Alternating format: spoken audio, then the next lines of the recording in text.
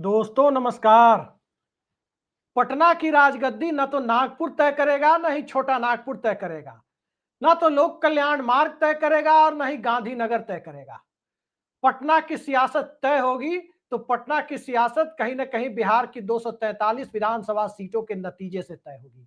और पटना में आखिर 14 नवंबर के बाद सत्ता किसके हाथ आएगी, ये फैसला बिहार की जनता ने करीब करीब कर लिया है। जमीनी हालात कमोबेश ऐसे ही दिखाई दे रहे हैं, क्योंकि बिहार में भूल जाइए कि कोई सत्ता पूर्व चुनाव पूर्व गठबंधन है। भूल जाइए कि किसी सामाजिक ताने बाने को एक साथ जोड़कर चुनावी हिंदुत्व की बिसात तैयार की जा रही है। भूल जाइए कि बिहार अब 1990 के दौर के मंडल कमीशन की एक तरफा बैकवर्ड गोलबंदी यानी पिछड़ा वर्ग की एक गोलबंदी के सहारे बिहार के चुनाव की दशा और दिशा तय कर रहा है। और भूल जाइए कि किसी प्रकार का चुनावी हिंदुत्व बिहार में अपने लिए दरवाजा तो छोड़िए, खिड़की या रोशनदान भी खोलने में कामयाब हो पाया है।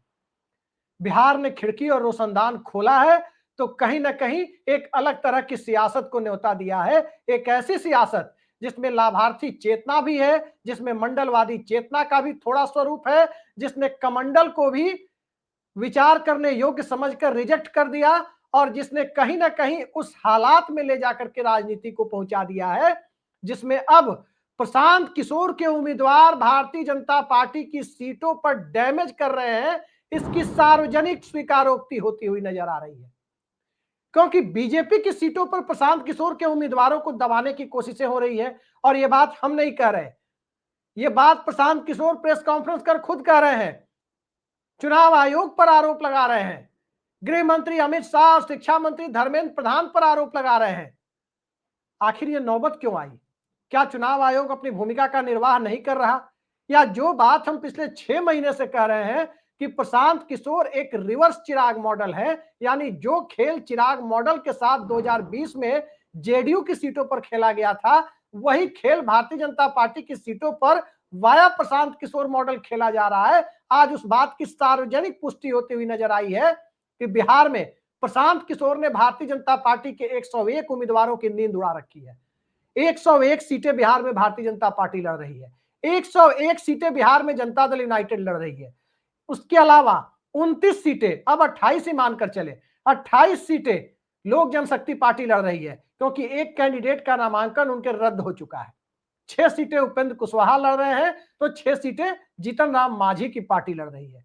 लेकिन इन सीटों को देखने के बाद कागज पर तो गणित बहुत आसान दिखता है कि नीतीश कुमार लौकुश समाज का वोट, अति पिछड़ा वोट और महादलित वोट लाएंगे एनडीए के लिए। कागज पर यह भी गणित दिखता है कि चिराग पासवान पासवान समाज का वोट लाएंगे, उपेंद्र कुशवाहा कुशवाहा समाज का वोट लाएंगे, जीतन राम मांझी मुसहर समाज का वोट लाएंगे, और भारतीय जनता पार्टी अपने सहारे जो वोट लाना चाहती है, अपर कास्ट का वोट और वैश्य समाज का वोट, उसमें कहीं ना कहीं प्रशांत किशोर बहुत बेहतरीन तरीके से इस कदर घुसे हुए हैं कि भारतीय जनता पार्टी की नींद उड़ी हुई है। सवाल दरअसल यह है कि नरेंद्र मोदी के चेहरे का इकबाल कितना बचा। सवाल दरअसल यह है कि नीतीश कुमार की सियासत कितनी बची। और इन सबसे बड़ा सवाल यह है कि क्या चिराग पासवान की सियासी क्रेडिबिलिटी चिराग मॉडल के बाद पिछले 5 सालों में कितनी बढ़ी या कितनी घटी, जिसके सहारे बिहार के अंदर एमवाई समीकरण, मुस्लिम यादव और कांग्रेस पार्टी के राजेश राम यानी रविदास समीकरण, जो 37% वोट है, उन 37% वोटों में के खिलाफ 63% वोटों को, अधिकांश हिस्सों को जोड़ने में भाजपा की 101 सीटों पर कितनी कामयाबी मिलेगी। इसी सवाल के इर्द गिर्द बिहार की सियासत का फैसला होना है। और फैसला कैसे हो रहा है? महागठबंधन में 8-10 सीटों पर रार है, यह बात बिल्कुल सही है, लेकिन 8-10 सीटों के अलावा बिहार के अंदर 230 सीटें तो ऐसी है जिस पर महागठबंधन में कोई झगड़ा नहीं है, और 230 सीटों में ही 122 का आंकड़ा उन्हें छूना है। लेकिन एनडीए के अंदर तो हर सीट पर बवाल दिखाई दे रहा है। महागठबंधन में सीटों को लेकर रस्साकसी है। वहां ऐसा नहीं है कि राजेश राम से तेजस्वी यादव घबरा गए हों या तेजस्वी यादव से राजेश राम घबरा गए हों, ऐसी स्थिति बिल्कुल नहीं है। लेकिन एनडीए के अंदर की परिस्थितियों को देखें तो नीतीश कुमार इस चिंता में जरूर है कि क्या गुजरात लॉबी चुनाव के बाद जो काम 2020 में चिराग मॉडल के बावजूद नहीं कर पाई, यानी अपना मुख्यमंत्री नहीं बना पाई, क्या वो कर देगी? ये सवाल नीतीश कुमार के मन में ही नहीं है, नीतीश कुमार के स्वजातीय कुर्मी मतदाताओं के मन में भी है। और तभी ये सवाल उठ रहा है कि लोजपा और भारतीय जनता पार्टी के जो बचे हुए 129 कैंडिडेट हैं, एक के नामांकन के रद्द होने के बाद जो बचे हुए 129 हैं, क्या उन्हें कुर्मी समाज और महादलित समाज का वोट मिलेगा? सवाल यह है कि क्या नीतीश कुमार के साथ जो 10-10 हजार रुपए वाली स्कीम है उसका असर दिखाई देगा? आज नीतीश कुमार मुजफ्फरपुर जिले की 2 विधानसभा सीटों को लेकर के वहां कैंपेन कर रहे थे। एक फुटेज भी वायरल हुई कि उन्होंने एक कैंडिडेट को माला पहनाया। हम उस फुटेज पर नहीं जाते हैं, लेकिन भीड़ जिस प्रकार से उत्साह दिखा रही थी, भीड़ का मनोविज्ञान बहुत कुछ कहता है। और वो मनोविज्ञान यही है कि महिला वोटर्स के बीच, खासकर जनता दल यूनाइटेड वाली सीटों पर नीतीश कुमार का सिक्का अब भी चल रहा है। चाहे वो महिला किसी भी वर्ग की हो, चाहे वो बहुसंख्यक हो, अल्पसंख्यक हो, अगड़ा हो, पिछड़ा हो, अति पिछड़ा हो, दलित महादलित हो, कोई भी हो, प्रशांत किशोर का असर साफ नीतीश कुमार का असर साफ साफ दिखाई दे रहा है। लेकिन जैसे ही भारतीय जनता पार्टी वाली सीटों पर हम आते हैं, वहां साफ दिख रहा है कि बीजेपी का चुनावी हिंदुत्व खंड खंड होकर बिखर चुका है। बीजेपी जो अपने पाले में 18% वोट मानकर चलती थी, वो कौन से वोट थे? 10.5% अपर कास्ट के, यानी भूरा बाल जिन्हें बिहार में कहते हैं, भूमिहार, राजपूत, ब्राह्मण कास्ट के वोट थे, प्लस पिछड़ा, अति पिछड़ा में जो कई सारे वैश्य समाज की जातियां हैं, उनके तकरीबन 7-7.25%। मोटे तौर पर 17-18% वोटों को बीजेपी अपना मान के चलती थी। लेकिन क्या वो भारतीय जनता पार्टी के साथ है? क्योंकि बड़ी संख्या में upper caste candidate Prashant Kishor ने भी उतार दिए हैं, बड़ी संख्या में राष्ट्रीय जनता दल और कांग्रेस ने भी उतारे हुए हैं अपर कास्ट के बीच और वैश्य समाज के बीच। अब ऐसे में सवाल उठता है कि क्या भारतीय जनता पार्टी को चुनाव में डेंट लगेगा? जरा लोकसभा चुनाव के आंकड़े को देखिए। लोकसभा चुनाव में महागठबंधन की तरफ से वैश्य समूह से आने वाले 2 कैंडिडेट खड़े हुए, अलग अलग जातियों से। एक सुदामा प्रसाद माले के टिकट पर आरा में लड़ रहे थे, भारतीय जनता पार्टी को वहां बुरी हार का सामना करना पड़ा। दूसरे शिवहर में ऋतु जायसवाल लड़ रही थी, वहां पर एनडीए को बमुश्किल जीत मिली थी। बमुश्किल जीत क्यों मिली या आरा में हार क्यों मिली? तो बड़ा कारण यह है कि वैश्य समूह अब भारतीय जनता पार्टी के पीछे चलने को तैयार नहीं है। यही स्थिति जाति गणना के बाद अपर कास्ट की बन गई है।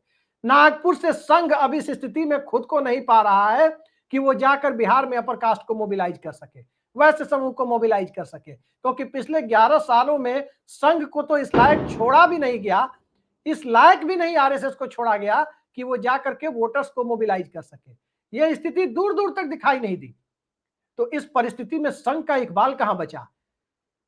जब बीजेपी के कोर वोटर्स का समूह अग्निवीर को लेकर संघर्ष कर रहा था, उस वक्त कहां थी संघ और भाजपा? कहां थी भाजपा युवा मोर्चा और अखिल भारतीय विद्यार्थी परिषद, एबीवीपी कहां थी? क्या अग्निवीर की जगह वो पुरानी व्यवस्था लागू करा पाए? क्योंकि वहां तो कोई आरक्षण नहीं है, वहां तो ज्यादातर अपर कास्ट के स्टूडेंट सिलेक्ट होते हैं, उसी के नौजवान सिलेक्ट होते हैं। जब रेलवे एनटीपीसी को लेकर संघर्ष चल रहा था, जब यूपीएससी को लेकर या एसएससी को लेकर आंदोलन चल रहा था, या पटना में बीपीएससी को लेकर छात्रों का आंदोलन चल रहा था, जब डोमिसाइल पॉलिसी को लेकर आंदोलन चल रहा था, तो कहां गई संघ? कहां गया था संघ का चुनावी हिंदुत्व?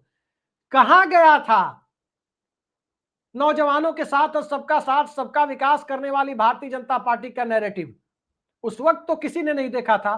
तब सवाल यह उठता है कि उनके बीच धरने पर जाकर तो प्रशांत किशोर बैठे थे। जब बिहार में शराबबंदी के कारण गलत तरीके से नकली शराब पीने की वजह से लोगों की, जहरीली शराब पीने की वजह से लोगों की जाने जा रही थी, उस वक्त तो बिहार के मुख्यमंत्री नीतीश कुमार कहते थे जो पिएगा वो मरेगा। उस वक्त भारतीय जनता पार्टी कहां थी? क्यों नहीं उस वक्त भारतीय जनता पार्टी बिहार के अलग अलग सामाजिक समूह से आने वाले लोगों के बीच में खड़ी हुई? जब किसान एमएसपी गारंटी कानून को लेकर दिल्ली को चारों तरफ से घेरे हुए थे, तो 13 महीने विवादित कानूनों को वापस लेने में क्यों लगे थे? ना तो किसान को 11 सालों में कुछ मिला, ना ही नौजवान को कुछ मिला, और मुसलमान को कुछ मिलने का तो सवाल ही पैदा नहीं होता। भारतीय जनता पार्टी ने बिहार में अल्पसंख्यकों को टिकटों के मामले में भी नील बटा सन्नाटा छोड़ दिया है। सवाल यह उठता है कि क्या बिहार में डीएम भाजपा के खिलाफ हो गए हैं? क्या डीएम ही बिहार में भाजपा को हरा देंगे? डीएम कहने से मेरा आशय जिलाधिकारी नहीं है, डिस्ट्रिक्ट मजिस्ट्रेट नहीं है। दलित और मुस्लिम समाज के मतदाता भारतीय जनता पार्टी के खिलाफ है। यादव समाज के मतदाता भारतीय जनता पार्टी के खिलाफ हो ना हो, लेकिन राष्ट्रीय जनता दल गठबंधन के पक्ष में पहले से है।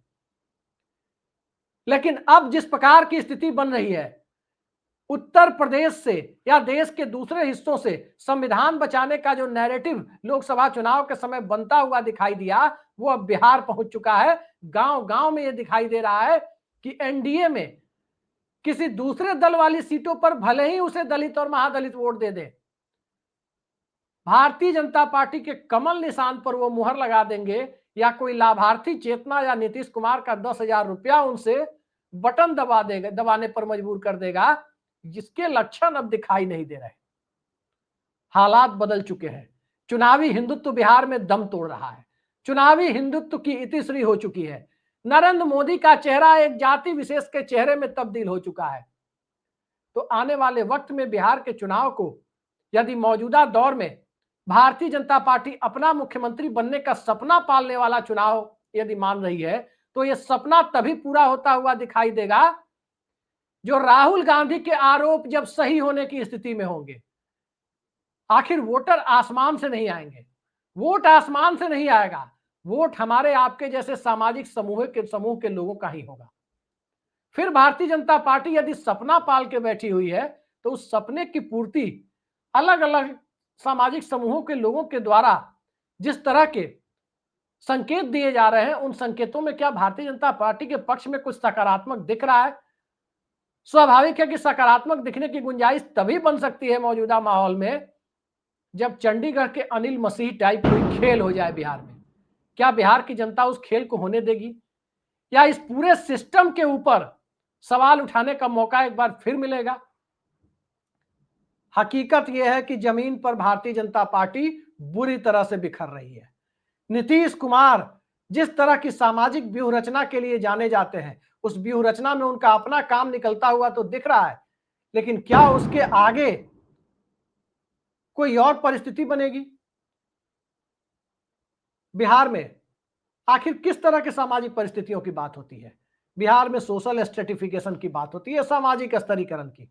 और उस सामाजिक स्तरीकरण के बीच जब ये ठप्पा लग जाए कि भारतीय जनता पार्टी आधे टिकट अपर कास्ट के लोगों को दे रही है, 10% आबादी को आधे टिकट दे रही है, दे चुकी है, तो 90% आबादी भारतीय जनता पार्टी के पक्ष में खड़ी हो जाए, उसकी गुंजाइश कहां है? और जिन 10% को आधे टिकट दे रही है बीजेपी, उन 10% के भी पूरे वोट भारतीय जनता पार्टी के पक्ष में चले जाए, इसकी गुंजाइश तो प्रशांत किशोर खत्म कर रहे हैं, या तेजस्वी यादव और कांग्रेस ने स्ट्रेटेजिक तरीके से ठीक ठाक संख्या में अपर कास्ट को जो वोट टिकट दिए हैं उससे खत्म हो रही है।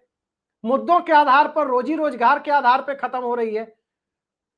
घूम फिर करके सवाल यही आता है कि न तो बिहार में भारतीय जनता पार्टी के पास चेहरा है, जो चेहरा बनाने की कोशिश की, किसी के 10वीं के सर्टिफिकेट का पता नहीं है, वो एफिडेविट के माध्यम से बताते हैं कि कौन सी डिग्री लिए हैं, किसी के मेडिकल कॉलेज के ऊपर सवाल है, स्वास्थ्य मंत्री के ऊपर अलग से सवाल है।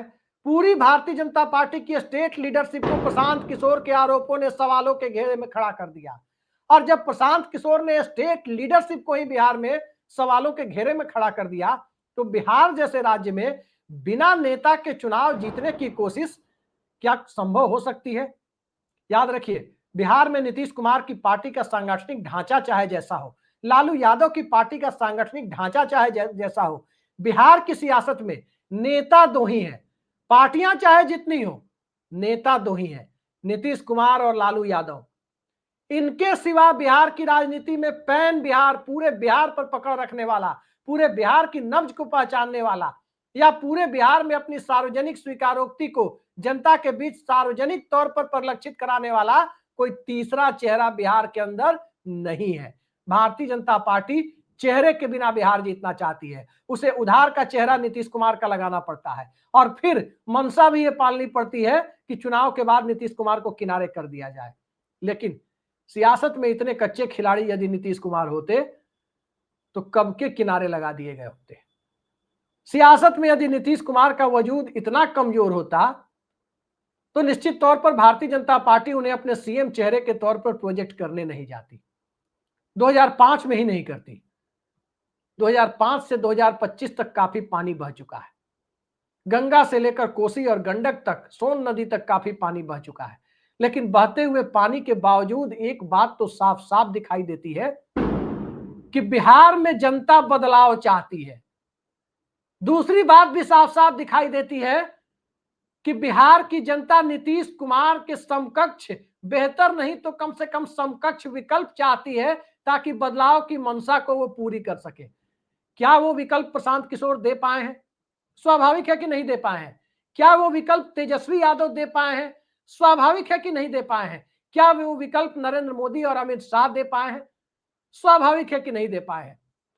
मैं अपने दर्शकों से सीधा सीधा सवाल पूछता हूं, सम्राट चौधरी हो या मंगल पांडे हो या नित्यानंद राय हो या दिलीप जायसवाल हो, क्या इन चारों भाजपा के चेहरों में से कोई भी चेहरा नीतीश कुमार का समकक्ष तो छोड़िए 25% भी दिखाई देता है? तमाम तरह के प्रयासों के बावजूद क्या तेजस्वी यादव नीतीश कुमार की बराबरी तक जाते दिखाई देते हैं? तमाम कोशिशों के बावजूद क्या कांग्रेस पार्टी ने राजेश राम के चेहरे की ब्रांडिंग करने की जहमत उठाई? स्वाभाविक है कि हर पैरामीटर्स पर 20 साल पूरे होने के बावजूद, जनता के द्वारा ऊब जाने के बावजूद, फ्लोटिंग वोटर्स के बीच बदलाव की इच्छा रखने के बावजूद नीतीश कुमार का विकल्प नहीं मिलना ही नीतीश कुमार को परिस्थितियों का मुख्यमंत्री बनाए हुए है। और आगे जो जनमत आएगा उस जनमत में यह देखा जाएगा, 14 नवंबर को देखा जाएगा क्या वाकई परिस्थितियां अब भी नीतीश कुमार को ढोने के पक्ष में है, या परिस्थितियों ने में बिहार के अंदर बिना किसी चेहरे के किसी पार्टी को जिता देने की परिस्थिति बन गई है, या तेजस्वी यादव के पक्ष में परिस्थिति बन गई है। कमोबेश बिहार के अंदर भारतीय जनता पार्टी जो चाहती है स्वतंत्र और निष्पक्ष चुनाव होने की परिस्थिति में उसे संभव होने की गुंजाइश दूर दूर तक दिखाई नहीं देती। राष्ट्रीय जनता दल जो चाहता है अंतिम समय तक गठबंधन के अंदर लठबंधन की स्थिति बने रहने के बावजूद वो स्थिति दिखाई नहीं देती। कई सारे दर्शक हमारे असहमत हो सकते हैं, वो ये बात कहते हुए सुने जाएंगे या कमेंट करते हुए भी सुने जाएंगे, देखे जाएंगे। कोई राजद समर्थक होगा, कोई जेडीयू समर्थक होगा, कोई भाजपा समर्थक होगा, अपनी अपनी बातें अपने समर्थन के दायरे में करता हुआ नजर आएगा।